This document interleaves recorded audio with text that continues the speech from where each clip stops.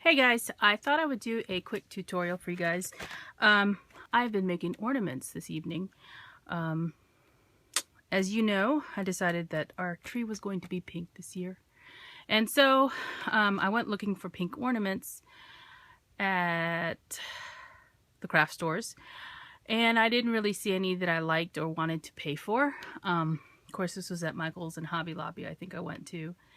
And even Tuesday morning when I was there, I checked all those places.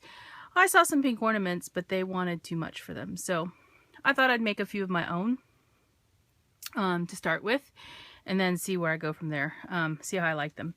So one of the things that I made are these are acrylic snowflakes that I got from Big Lots, and sorry about the glare. I didn't pay $6 for these because I got these on clearance last year after Christmas, and there's a 9-pack snowflake ornaments, and they're all the same size. So they came like this, and I started out with that, and let me go ahead and put that off to the side here.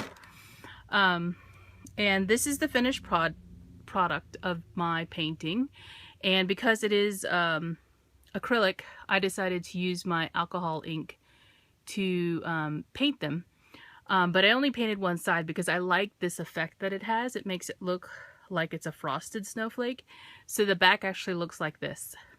So I'll just turn this to the inside of the tree when I hang it.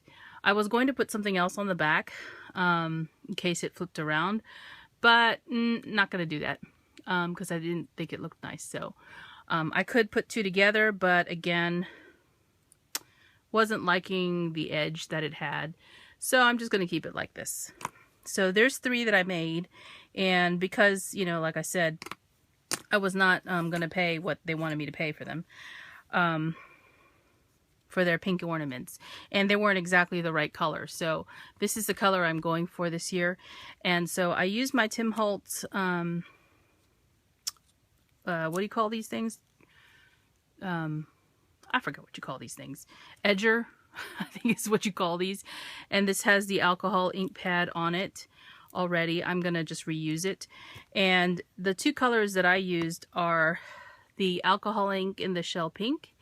And this is a mixative in snow cap. So this gives this alcohol ink, the shell pink, a milky color. Because if you just use this color, it'll be translucent or transparent.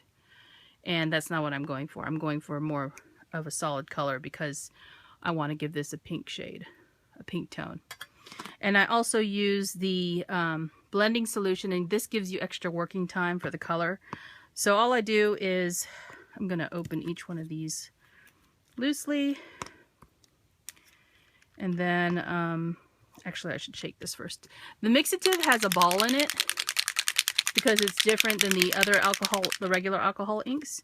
So I'm just going to open that and that one. And I'll put a few drops of each on the pad all over. And a few drops of this. And then some of the blending solution. And I always close my bottles because I don't like the solution to evaporate. And as I said, this blending solution gives you extra time to work with the alcohol ink in terms of the color. So all I do is go in and tamp on it so I get some of that color down, and I just keep going until I get the coverage that I want. And this dries very quickly because it is alcohol ink. And you can do this with the glass ornaments too. I actually did a glass ornament. And I will show it to you in a second. So as you can see, if I stop, you can see the color is transferring, and it's making it a very light pink color, which is the color I want. And it's giving it some coverage. And it'll dry, and you can do more than one ornament with what I put on the pad. So I'm just going to get a couple of more out here because I'm going to go between the 2. I'm letting this one dry a little bit before I come back with the color again. And you can actually add other colors as you're doing this and layer them if you want to. So like this one, it's not all covered. If I wanted to add a silver, which I do have, it's another mixative. So that'll give it a metallic finish too, if you've got some of those open spaces still that you want to have in there. I'm not going to do that with this one because I want these all to be pink. So if you just do that, and of course I have my my Ranger mat underneath, because you don't want to get this on your cutting mat or your surface, because it is alcohol ink, although you could clean it up with blending solution if you had a surface that you could use alcohol on. So make sure you put your pad down. So now I'm going to go back to this one, let that one dry a little bit, and put some more in the crevices. And I don't get them all down in there. I don't get it all down in there. I get as much as I can, and then you know,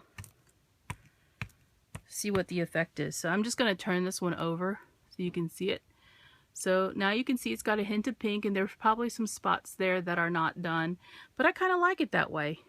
I kind of like it where it's not like perfect and, you know, all painted or all colored.